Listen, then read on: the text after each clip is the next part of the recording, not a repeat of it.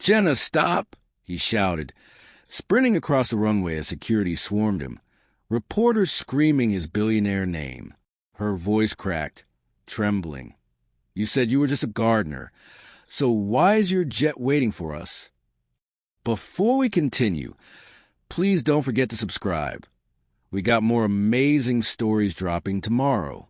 The morning rush at Safeway on 17th Street Northwest was already humming when Jenna Cole stepped through the automatic doors, her curly hair pulled into a loose ponytail and her red employee apron half-tied behind her. Washington, D.C. was waking up. Political aides grabbing energy drinks, nurses buying breakfast bars after night shifts, retirees browsing coupons like they were holy scripture. Jenna loved this chaotic little ecosystem, but deep down, she felt like a background character in everyone else's life. "Morning, Jenna," called her manager, who barely looked up from the inventory sheet. "Morning," she replied with a soft smile, though he never noticed. She went to work stocking produce, lining up the Granny Smith apples until they looked perfect. It was one thing she could control, one small thing. Her world was messy, rent was tight, her mom's medical bills were a constant storm cloud, and her social life had turned into something she waved at from a distance. Yet she tried. She always tried. As the store door slid open again, she noticed a man passing by the front windows. Quiet, slow steps, dusty work boots, a gardening tarp rolled over his shoulder. He wasn't a customer. He headed into the small courtyard beside Safeway, the one lined with azaleas and a neglected bench. He tended that courtyard every morning. The quiet gardener. She had seen him before, tall, gentle, always focused. He looked like someone who'd been hurt into silence. She had never spoken to him, but something about him always made her pause. He carried sadness the way other men carried briefcases. Meanwhile, across town in the Woodley Park neighborhood, Caleb Rowan woke before sunrise like he always did. The estate where he worked, or where people thought he worked, was still quiet. The fountains off, the air crisp, the garden dew sparkling faintly. He liked mornings. They demanded nothing from him. Caleb tied his gloves slowly, grounding himself. It was easier to be invisible, easier to be the quiet gardener who trimmed hedges and swept pathways. The world expected nothing from him in this disguise. Better a ghost than a target. He pushed the wheelbarrow toward the truck, his breath visible in the cool air. For 10 years, he had avoided the billionaire life he'd been born into. The private jets, the mansions, the endless fake smiles from people who loved his money more than they'd ever loved him. But pretending to be ordinary also came with a cost. Loneliness sharpened everything. After finishing his tasks at the estate, Caleb drove his pickup truck to the courtyard beside Safeway, the last stop on his morning route. He arrived just as Jenna stepped outside on break, balancing a small yogurt cup and looking exhausted. Their eyes met for the first time. Not long, just a heartbeat. Yet something shifted, quiet, electric, undeniable. And though neither knew it yet, they were about to collide in ways no one around them would ever expect. Jenna didn't usually take her break outside. D.C. mornings in early spring were still sharp with cold, but something about today tugged her out into the courtyard. Maybe it was the way the store felt loud in all the wrong ways. Maybe it was how lonely she suddenly felt refilling yogurt cups and granola displays for people who never looked up. Or maybe it was him. The quiet gardener was kneeling by the azaleas, pruning shears in hand, sunlight catching the flecks of brown in his hair.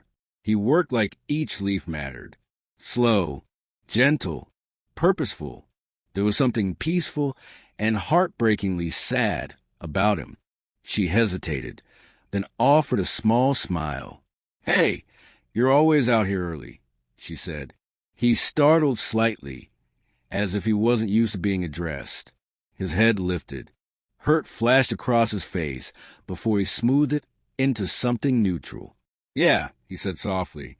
Mornings are quiet, easier to work when the city's still waking up.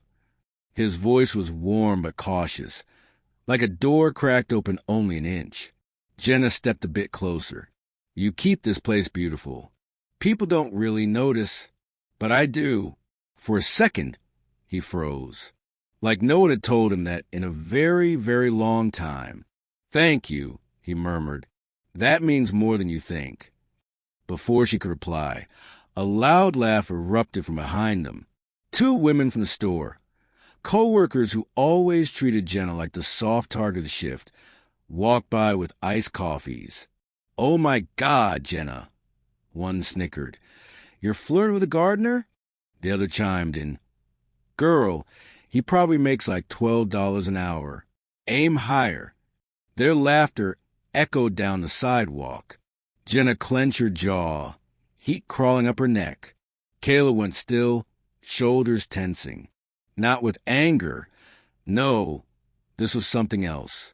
Something like shame he didn't deserve to feel. She shot the women a glare. Wow, you too must be exhausted from carrying around all that insecurity. They scoffed and walked away, still laughing. Caleb kept his eyes on the soil. You didn't have to defend me, he said quietly. I wasn't defending you, she said softly. I was defending decency. He lifted his gaze to hers, and for the first time, Jenna saw it. Loneliness. Real, deep loneliness. Something in her chest tightened. Before she could say more, his phone buzzed. He glanced at the screen briefly and immediately shut it off, jaw tightening. Not the reaction of a gardener receiving a simple text. No, this was something heavier. A life he didn't want spilling into this small moment. He stood slowly. Thank you, he said again, more softly than before. For seeing me. For a heartbeat, they simply stared at each other.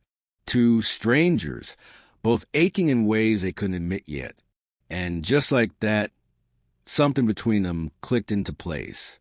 Quiet, electric, dangerous. If someone was mocked for being beneath you, would you speak up or stay silent to protect yourself? Stories like this matter because someone somewhere is living it. If you believe respect shouldn't depend on wealth, don't just think it. Stand with us. Stay with this story. For the rest of the morning, Jenna couldn't shake the strange pull she felt.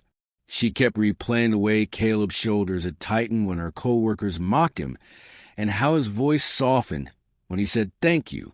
It shouldn't have mattered this much. He was a gardener. She was a cashier, barely holding her life together. Yet something about him felt familiar. Not his face, not his voice, but that quiet ache beneath it all. Still, Jenna scolded herself. Don't get attached. Don't complicate your life. So she tried avoiding the courtyard for the next 2 days. Tried. But every time she walked past the front windows and saw him tending the azaleas, she felt the tug again, like something in her was being pulled toward something in him. On the third morning, she found him already there, trimming the stems with that same careful patience. She wasn't going to speak. She wasn't. She was going to go inside.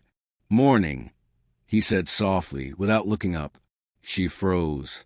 He'd noticed her. He always had. Morning, she replied, trying to keep her voice neutral. He stood slowly, brushing soil from his gloves. You've been avoiding the courtyard. Her breath caught. He wasn't accusing her. He sounded disappointed. I've just been busy, she said. A lie. A small one, but a lie. He nodded, though he didn't believe it. I thought maybe I made you uncomfortable. No, she said quickly. You didn't. He gave a small, almost imperceptible smile. Good. For a moment, their silence felt like something fragile, something neither of them knew how to hold. Then Jenna stepped back, needing space.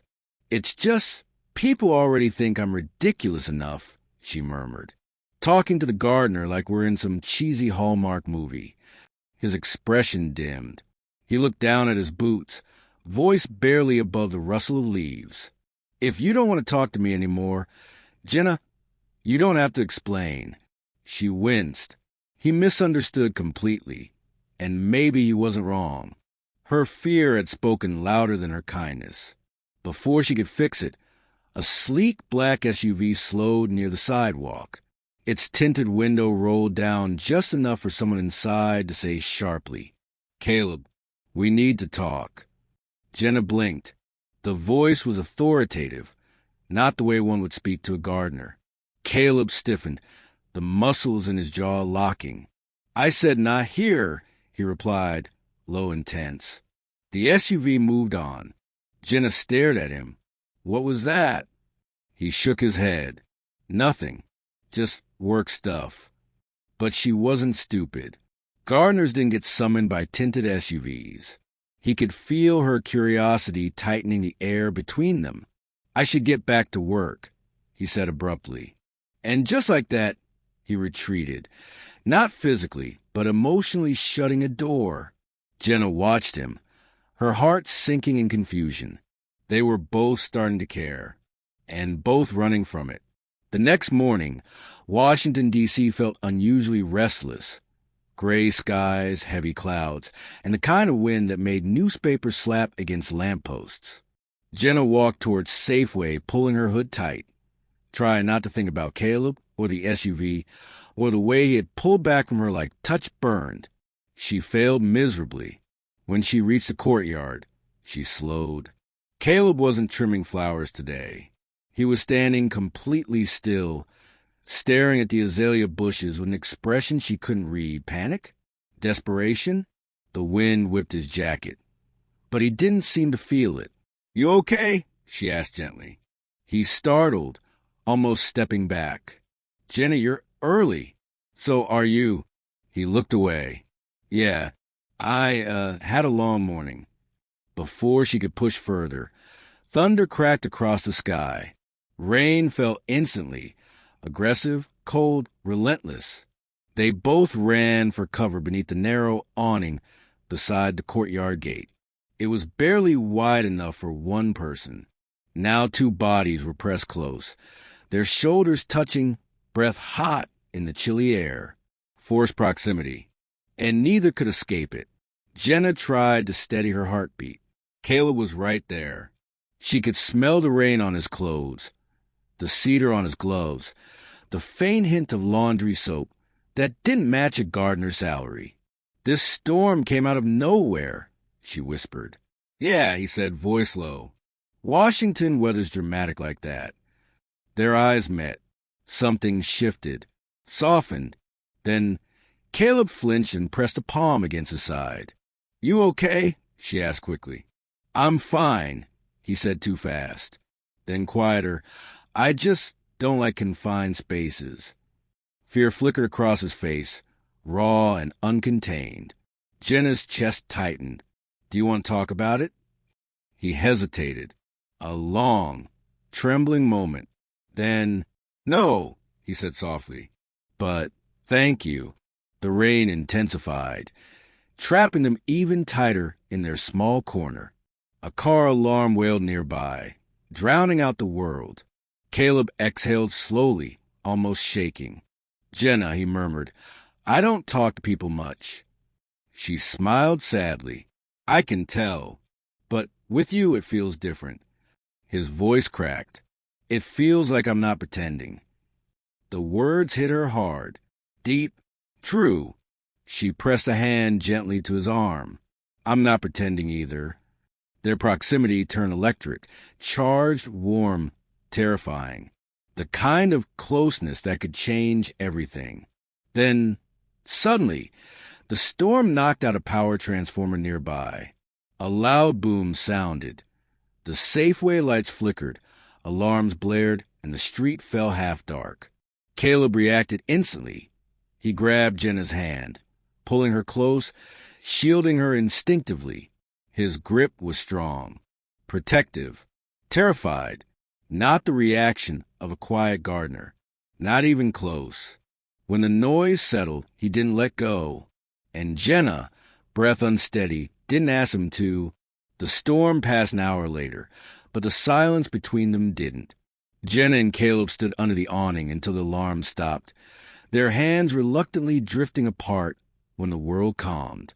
She kept stealing glances at him, at his clenched jaw, at the way he kept pressing the same spot on his ribs, as if steadying pain he didn't want her to see. Finally, she exhaled. "You can talk to me, you know." He looked away. "About what?" "About whatever's eating you alive." A soft, bitter laugh escaped him. "That would take a long time." "I'm not going anywhere," she said quietly. He studied her, searching for disbelief, judgment, pity, anything that would confirm she was like everyone else. But Jenna's eyes held none of that. Just warmth. Just patience. Caleb sank onto the wet bench, elbows on his knees, hands clasped. The storm clouds above them mirrored the heaviness in his chest. "When I was younger," he started slowly, "everyone around me cared more about my family name than me." "Family name?" she echoed. He blinked, realizing he'd said too much, but the dam had already cracked. "My father owned a company," he said, choosing each word like stepping stones over a river he didn't want to fall into. "A very large one. People wanted access, influence, favors, so they gravitated toward us." Jenna felt her stomach twist. He spoke like someone describing a trap, not a privilege. "One day," he continued, voice lowering, "someone I trusted, someone I thought loved me, made it very clear she only wanted a life attached to my last name. Not me. I was 21. Jenna softened. "That must have hurt." "It did more than hurt." His throat tightened. "It taught me that being wealthy meant never knowing if someone actually cared." She sat beside him, inches away. "What happened?" He swallowed hard. "She got close to me so she could get close to my father. Use my name. Use my trust."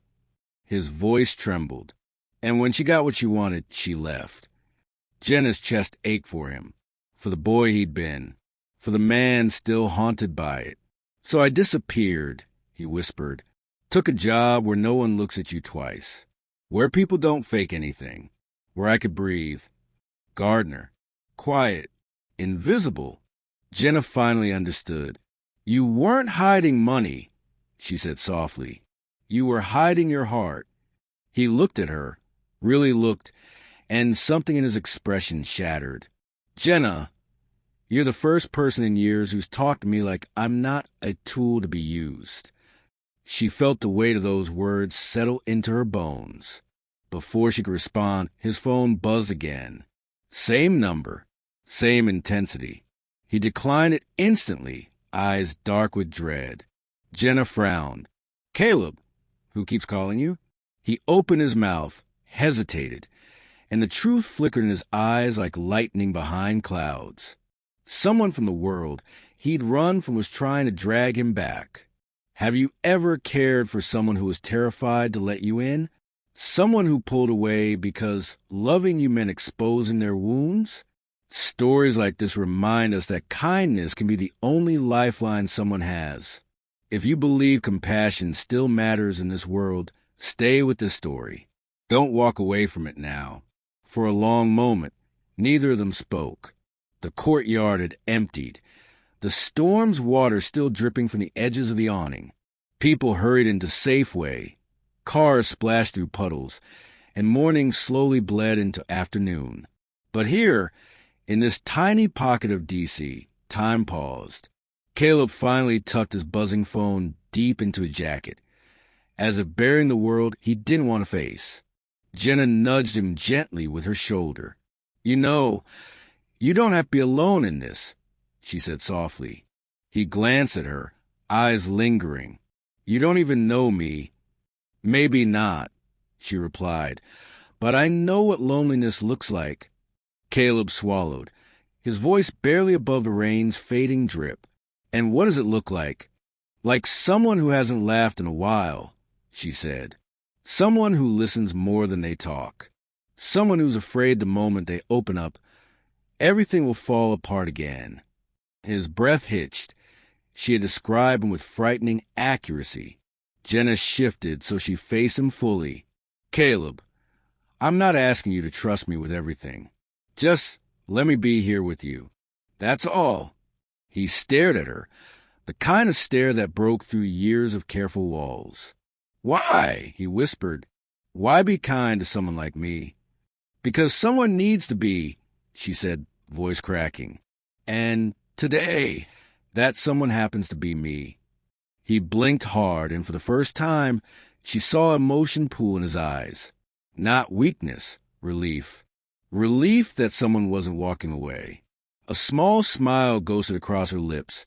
Not flirty, not planned, just human. You know, she murmured, you're different from most people I meet. Caleb tilted his head. Different how? You pay attention, she said. You're gentle with everything you touch. The plants, the way you talk. Even your silence feels safe. Caleb looked down at his hands, as if suddenly aware they were shaking. No one's ever said things like that to me. Well, Jenna teased lightly, maybe you haven't been around the right people. He laughed. A real laugh, small, stunned but real. It was the first time she'd heard it, and it sent a warmth through her chest she wasn't prepared for. They fell into easy conversation, talking about nothing and everything. Her mom's obsession with old jazz records, his favorite D.C. coffee shop tucked behind a bookstore, how both of them secretly loved quiet places more than crowds. For 30 minutes, they weren't a cashier and a gardener. They weren't two broken people hiding behind masks. They were simply Jenna and Caleb, alive, present, connecting. But then Caleb's phone buzzed a third time. And this time, Jenna saw the name. Rowan Atlantic, head security. Her breath froze. She looked up at him slowly. Caleb, why would a private security team be calling Gardner? His smile faded. The bond they'd built trembled. A truth was approaching, and it would change everything. Caleb stared at the name flashing on his phone, as if it were a countdown. Jenna's breath shivered in her chest. Who is that? She whispered. Caleb didn't answer fast enough. The phone buzzed again. Rowan Atlantic. Priority alert. Jenna stepped back. Not far, but far enough that he felt it like a knife. Caleb, she said slowly, every syllable precise. Tell me the truth. Right now. He opened his mouth. Then the gate behind him slammed open. 2 men in dark suits rushed in, scanning the courtyard. Sir, we lost your signal. Caleb's eyes widened. No, stop. Don't come near her. But Jenna was already frozen. The taller guard spoke into his earpiece. We have visual on the principal. Repeat, principal located. Principal, not Gardner. Not employee. Principal, a protected asset. Jenna's stomach dropped. Caleb, she whispered, voice cracking. Who are you? He looked gutted, like he was watching the one good thing in his life slip away. Jenna, please. I was going to tell you. The shorter guard turned to her. Ma'am, we apologize for the alarm. Mr. Ryder was instructed not to leave the perimeter without notifying us. Mr. Ryder. Her pulse roared in her ears. You're not a gardener, she said, shaking her head. You lied. You looked me in the eye and lied. I didn't want to lie, Caleb said, stepping forward. You treated me like a person, not like a billionaire, she shot back. Her voice trembled, but the hurt was sharp enough to cut. The guard stiffened. Sir, we need to move you. The board is all ready. I don't care about the board, Caleb snapped. I care about her. The words hit her, but they weren't enough. Jenna took another step back. Rain began again, thin, cold, stinging. I told you things I don't tell anyone, she said quietly. And you just let me believe you were living the same life I was. Caleb's voice broke. I wasn't pretending to be less. I was trying to be human. Then you should have said so. A long, fractured silence. Finally, she whispered, You made me feel safe, and now I don't even know your name. He exhaled like he'd been punched. Caleb Rowan Ryder, CEO of Rowan Atlantic Holdings, owner of the jet you saw on the news last week. And his voice collapsed. A coward who was afraid you'd walk away if you knew. Tears filled her eyes, but she didn't let them fall. I'm not walking away because you're rich, she said. I'm walking away because you didn't trust me.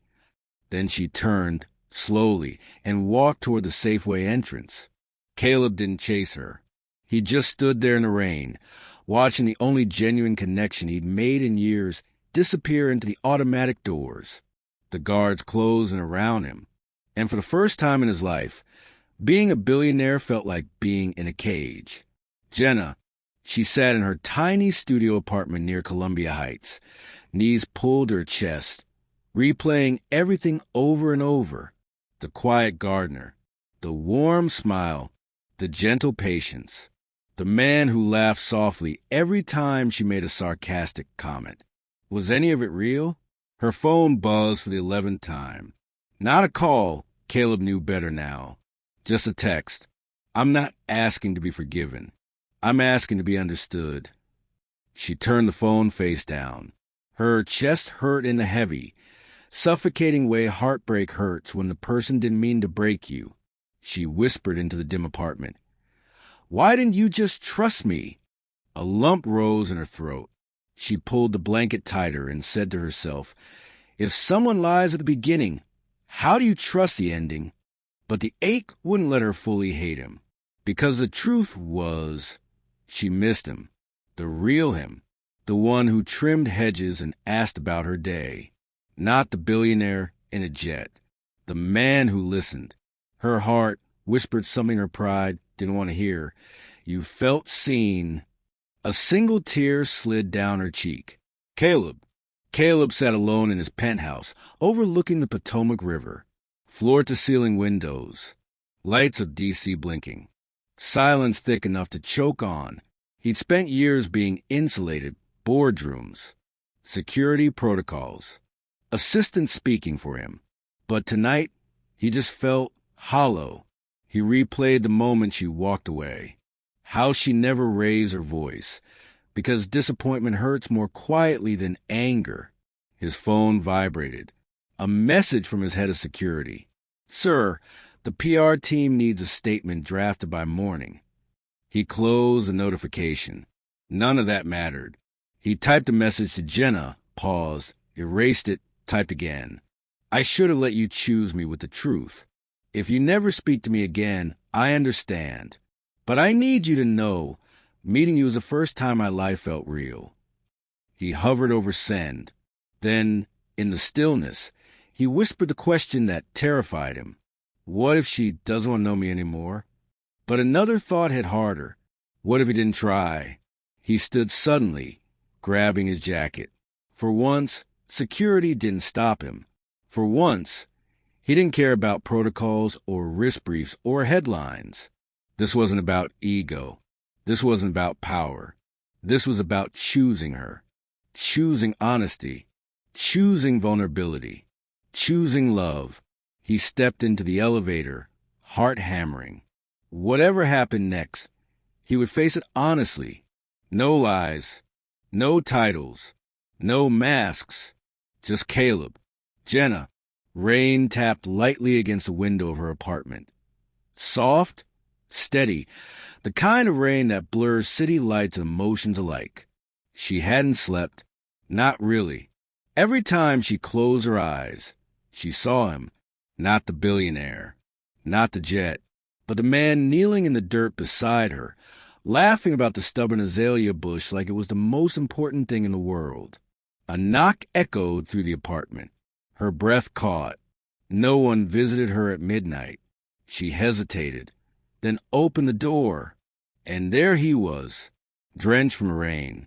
No umbrella, no security, no chauffeur, just Caleb, breathing hard like he'd run all the way here, the city clinging to his hair and clothes. He didn't step inside. He simply whispered, voice shaking, "If you tell me to leave, I will. But please, let me say what I should have said from the beginning." Jenna's chest constricted. The sincerity in his eyes, the vulnerable, unprotected version of him, disarmed her completely. She nodded once. "Come in." "Caleb."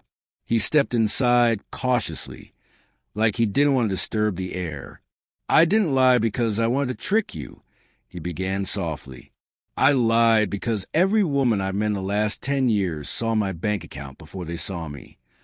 Jenna swallowed, the bitterness on her tongue fading into something gentler. Caleb continued, "But you talked to me like I mattered before you knew who I was. And it terrified me how much I wanted that." He exhaled shakily, looking down at his drenched shoes. "I should have trusted you with the truth. I should have trusted myself with the truth. And if I lost you because of that mistake, I'll live with it." There was silence, gentle, aching silence, the same kind that filled the garden the day they first laughed together. Jenna stepped closer, her voice barely above a whisper. "Caleb, I wasn't hurt because you're rich. I was hurt because I opened up to the gardener, the man I thought didn't have a reason to hide from me." His eyes lifted to hers, raw, pleading. "I'm still him," he whispered. "I want to be him. For you." Jenna's hand trembled as she reached for his. The echo of Act 2, airport runway, chaos all around. But this time the gesture wasn't desperate. It was intentional, quiet, steady, true. "Then stop running," she whispered. "From yourself, from people, from love." Caleb's breath broke. He gently wrapped both hands around hers, grounding himself in her warmth. "Only if you'll stop pushing me away," he murmured. Jenna smiled, a small, soft smile that felt like healing. "Deal." He exhaled, relief flooding his face in a way she'd never seen. Not as a billionaire, not as a CEO, not as a man on a private jet, but as her Caleb. Jenna squeezed his hand. "You want to know something crazy?" she asked. "What?" "The garden looks empty without you." He laughed, truly laughed, pulling her into his arms as rain whispered against the windows. And for the first time, both of them felt like they were finally home. Thank you so much for watching today's story. I really appreciate you being here. If you enjoyed it, make sure to hit that subscribe button because we've got even more incredible stories coming your way tomorrow. Trust me, you don't want to miss what's next.